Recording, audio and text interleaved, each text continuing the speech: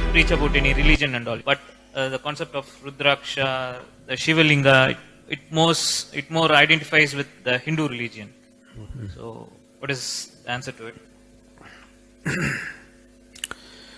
We need to understand this in proper perspective. One thing is, the word Hindu means anybody who is born in the land of Indus or Indo is a Hindu. So it's a geographical identity, it's not a religious identity. You can believe in God and be a good Hindu. You can disbelieve in God and still be a good Hindu. You don't have to ascribe to any particular belief system to be a Hindu. You can believe whatever you want. You can disbelieve everything and still be a Hindu, because it's a geographical and cultural identity. It was never to be organized as a religion.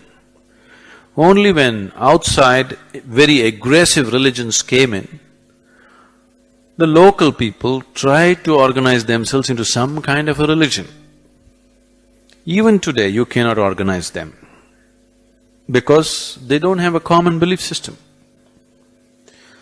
If all of them believed in just one God, one this thing, one that thing, you could organize them.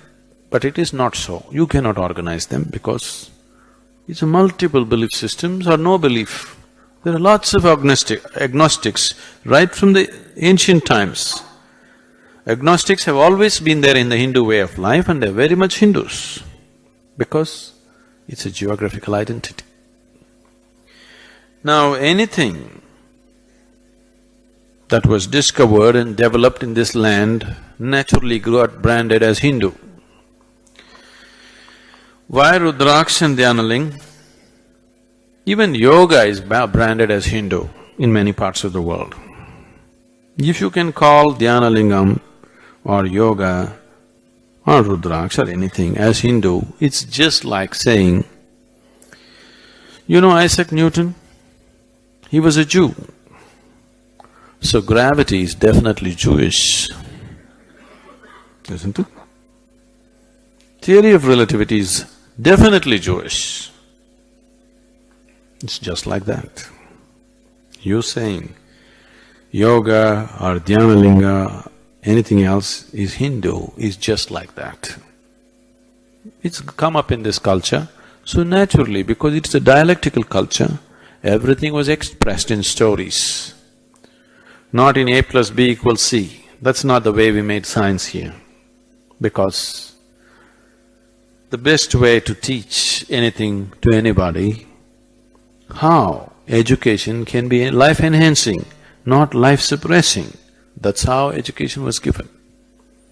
If you look at the Shiva Purana, you will see it's just pure physics, the highest dimensions of physics expressed in wonderful story forms.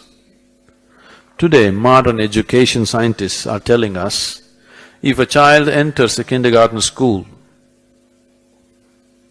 and goes through 20 years of formal education, let's say he comes out with a PhD, then they say 70% of his intelligence is irrevocably destroyed. Then you have a knowledgeable idiot. So, today they're thinking about how to educate children without suppressing their intelligence. And some of the most common suggestions that have come forth is either to teach it as a play or as a story. All modern education scientists are saying this. If education is in the form of a story or a play, it will not be suppressive. This is what they did 10,000 years ago. It is just that from generation to generation, when it was carried, some generations forgot the science, carried just the stories. And stories got distorted, exaggerated, lost their relevance. But if you look at it carefully, you will see the highest dimensions of physics is very beautifully propounded through stories. The word Shiva means that which is not. He's not somebody who's sitting on the mountain. Shiva means that which is not. So it is seen as the basis of everything. Today modern science has gone a full circle, and today modern science tells you everything comes from nothing and goes back to nothing. Yes? That's what Shiva means. That's why we call him the destroyer, because he's nothingness. Always every religion has said, God is everywhere, isn't it? What can be everywhere? Can something be everywhere? Something can be only somewhere, isn't it? Only nothing can be everywhere, isn't it so? So Shiva means nothingness, that which is not. So it's not a person. We have personified it so that you can relate to it.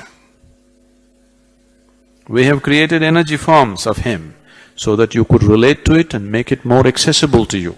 But fundamentally it's a vast emptiness of the space which we are referring to as Shiva. So nothing Hindu about that.